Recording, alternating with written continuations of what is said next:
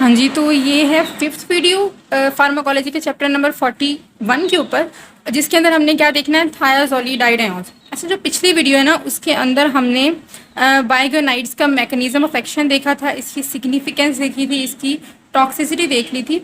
और हाँ जी, तो ये काम जो है ना हमने इसकी फोर्थ वीडियो में देखी। अगर आपने अभी तक उसे नहीं देखा ना, तो पहले जाके आप उसे देखिए। पूरे सीक्वेंस वाइज चलते हैं तो आपको अच्छे से समझ भी आएगा। अच्छा चलिए, अब हम थायाजोलिडाइड आयंस की तरफ आ जाते हैं। इसके लिए जो है ना, यहाँ पे जो ड्रग आती है वहाँ उसको हम कैसे याद कर सकते हैं, ग्लिटाजोन। ठीक है, आपने निमोनिक क्या याद रखना है, रोज पियो ग्लिटाजोन। तो रोज पियो से रोज जो है ना, उसमें रोजी ग्लिटाजोन, और पियो से आ जाएगा पियो ग्लिटाजोन। तो क्या मैंने आपको निमोनिक बताया है, रोज पियो। ठीक है, क्या पीना है, ग्लिटाजोन। यहाँ पे भी ग्लिटाजोन, रोजी ग्लिटाजोन और पायोग्लिटाजोन। तो ये दो ड्रग्स हैं हमारे पास, थायाजोलिडाइड आयंस।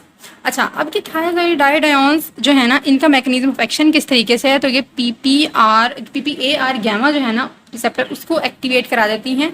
अब ये है क्या, peroxisome proliferative activator receptor gamma. ये चीज़ एक्टिवेट होती है ना, तो क्या करा देती है, कार्बोहाइड्रेट और लिपिड की मेटाबॉलिज्म को इंक्रीज करा देती है। How, bye there transportation towards the lysosome, उसकी तरफ ट्रांसपोर्ट कर देती है, जिसकी वजह से वो इसकी डिग्रेडेशन करा देंगे। तो थायाजोलिडाइड आयंस इस तरीके से ग्लूकोज के जो है ना लेवल को कम कराती हैं। सही हो गया, इसका ये मैकेनिज्म ऑफ एक्शन हो गया।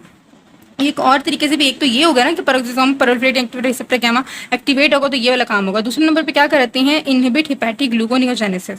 ग्लूकोनियोजेनेसिस इनहिबिट होगी, इससे भी ग्लूकोज का लेवल जो है वो कम हो जाएगा। इसके अलावा ये जो हमने यहाँ पे जो है ना, ये बड़ी काम की चीज़ मैंने आपको बताई थी, इसको लाजमी आपने पहले ही याद कर लेना है। एमसीक्यू भी आपके कवर हो जाएंगे इससे बहुत सारे। अब थायाजोलिडाइड आयंस आप देख सकते हैं किस जगह पे आए हैं, वो फास्टिंग और पोस्ट प्रेग्नेंट ग्लूकोज लेवल दोनों को कंट्रोल करते हैं। इसका मतलब है कि ये भी लॉन्ग एक्टिंग है। अगर हम इनको टेबल के अंदर देखें तो आप इसका ड्यूरेशन एक्शन देख सकते हैं 15 से 24 घंटे, मतलब ऑलमोस्ट एक दिन तक जो है ना ये थायाजोलिडाइड आयंस चल सकते हैं। आपने ये चीज़ लाजमी याद रखनी है कि फास्टिंग और पोस्ट प्रेग्नेंट ग्लूकोज लेवल जो है ना दोनों को कंट्रोल कर रहे होते हैं। इसके अलावा अब जो है ना इसकी टॉक्सिसिटी आ जाती है। अच्छा, एक इसकी इंपॉर्टेंस और भी है कि जो पायोग्लिटाजोन होता है ना, ये टैग और एचडीएल के लेवल कम कर देता है। तभी जो पायोग्लिटाजोन होती है ना, उसके अंदर इतनी ज़्यादा मायोकार्डियल इन्फेक्शन हमें नहीं नज़र आ रहा होता है। लेकिन जो रोजिग्लिटाजोन है ना, वहाँ पे ये काफ़ी प्रोमिनेंट इफेक्ट होता है मायोकार्डियल इन्फेक्शन। सही हो गया। अब इसी टॉक्सिसिटी के अंदर हम ये चीज़ देख लेंगे। अभी फिलहाल के लिए आपने इसका मैकेनिज्म ऑफ एक्शन देखा कि पीपीएआर की जो एक्टिवेट गैमा रिसेप्टर को एक्टिवेट कर देते हैं, दूसरे नंबर पे हेपेटिक ग्लूकोनेजेनेसिस को इनहिबिट कर देते हैं। इसके अलावा ये कि पायोग्लिटाजोन जो है ना टैग और टैग को कम करता है, एचडीएल के लेवल को इंक्रीज करा देता है, जो कि हार्ट के लिए बड़ी अच्छी बात होती है। अब टॉक्सिसिटी की तरफ आ जाते हैं। थायाजोलिडाइड आयंस का जो है ना वो रीनल सिस्टम पे भी इफेक्ट होता है। कैसे इफेक्ट होता है, ये फ्लूइड रिटेंशन करा देते हैं। आपको खुद पता है, जब फ्लूइड रिटेंशन हो जाएगी तो फ्लूइड जो है वो रिटेन कहाँ होगा, बॉडी के अंदर रिटेंड होगा। जब ब्लड में प्लाज्मा ज़्यादा होगा और ब्लड सेल्स जो थोड़े से कम होंगे, तो उस कंडीशन को हम क्या बोलते हैं कि अनीमिया हो गया, माइल्ड अनीमिया वाली कंडीशन हो जाती है, वो हो जाएगा अनीमिया। इसके अलावा फ्लूइड रिटेंड हो रहा है तो एडीमा भी होना एक कॉमन सी बात है, एडीमा भी हो जाएगा, अनीमिया भी है, तो साथ में क्या, रिस्क ऑफ हार्ट फेलियर भी ज़्यादा हो जाता है। और जो जिससे मैंने बताया था कि रोजिग्लिटाजोन के अंदर मायोकार्डियल इन्फेक्शन ज़्यादा मतलब इसका चांस होता है, क्योंकि पायोग्लिटाजोन में क्योंकि ये चीज़ें जो है वो बैलेंस कर देती हैं, तो वहाँ पे हमें ये नहीं नज़र आ रहा था। पहली चीज़ जो आपने याद रखनी है वो क्या है, फ्लूइड रिटेंशन, उससे आपको बाकी चीज़ें ऑटोमेटिकली याद हो जाएंगी। सेकेंड नंबर पर इसकी क्या है, हेपेटिक टॉक्सिसिटी। तो क्या, fluid retention, hepatic toxicity. Third number पे ये फीमेल्स के अंदर बोन फ्रैक्चर कॉज करा देती है। ठीक है, और फोर्थ नंबर पे ये है कि ये P450 जो साइटोक्रोम P450 है ना, उसकी एक्टिविटी को इंड्यूस करा देते हैं, जिसका साइड इफेक्ट क्या होगा कि अगर हम कोई और ड्रग यूज़ कर रहे होंगे ना, जिसको डिस्ट्रॉय जो है वो साइटोक्रोम P450 कराता है, तो वो बेचारी ड्रग जो है वो बिल्कुल ही खत्म हो जाएगी, क्योंकि उसने क्या कर दिया, साइटोक्रोम P450 जो उस ड्रग को तोड़ रहा था उसको इंड्यूस करा दिया, तो वो ड्रग जो है वो फौरन से खत्म हो जाएगी। जिसकी एग्जाम्पल में कौन सी आ जाती है, ऑरल कॉन्ट्रासेप्टिव और साइक्लोस्पोरिन।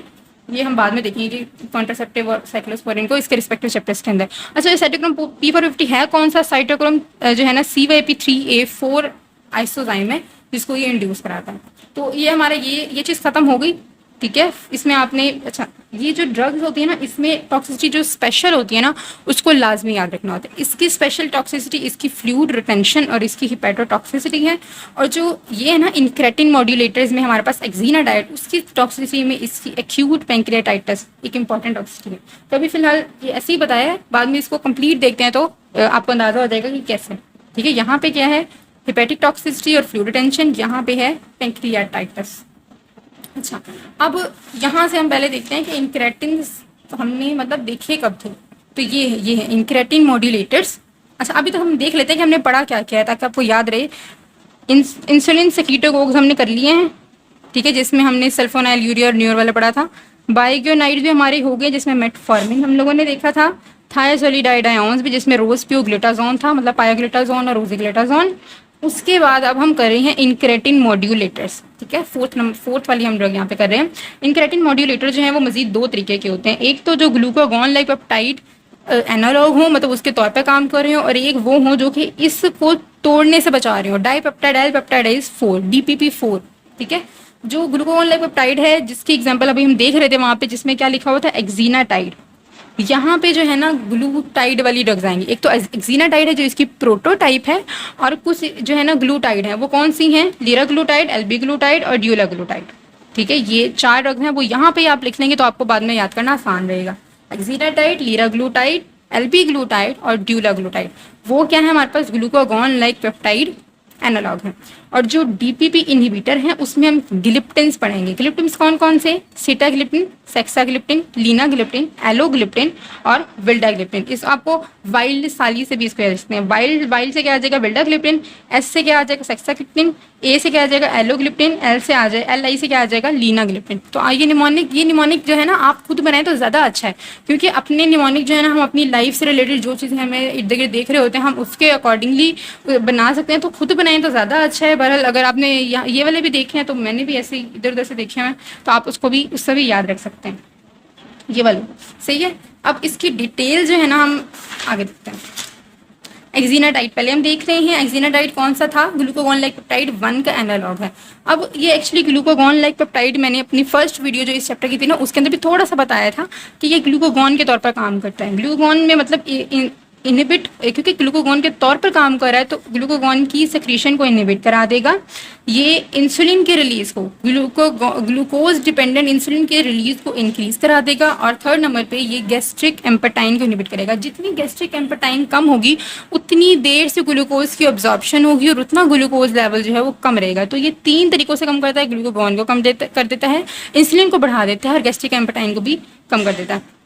अच्छा, अब ये आप खुद देखो, मैंने बोला था कि जहाँ पे भी GAT के साथ छेड़छाड़ होगी ना उसकी टॉक्सिसिटी के अंदर GAT डिस्टर्बेंस हमें लाजमी नजर आएगी। तो यहाँ पे भी क्योंकि GAT एम्पेटाइन को ये कम कर रहा है तो यहाँ पे GAT डिस्टर्बेंस नजर आएगी। इसके अलावा जो है हाइपोग्लाइसीमिया भी हमें यहाँ पे नजर आएगा, ठीक है। हाइपोग्लाइसीमिया क्योंकि ये भी इंसुलिन के तरीके से मतलब इंसुलिन को रिलीज ज़्यादा करा रही है ना, तो जहाँ पे भी इंसुलिन ज़्यादा रिलीज होगी हाइपोग्लाइसीमिया होने का चांस होता है वहाँ पे।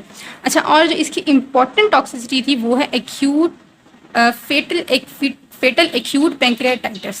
तो वो भी इसके अंदर हमें नजर आ जाती है, क्योंकि आप खुद देखिए ना कि यहाँ पे ज़बरदस्ती जो है वो पैंक्रियाज से ग्लूकोज को इंसुलिन को रिलीज करवाया जा रहा है। तो आखिरकार हो ही सकता है ना कि मतलब पैंक्रियाटाइटिस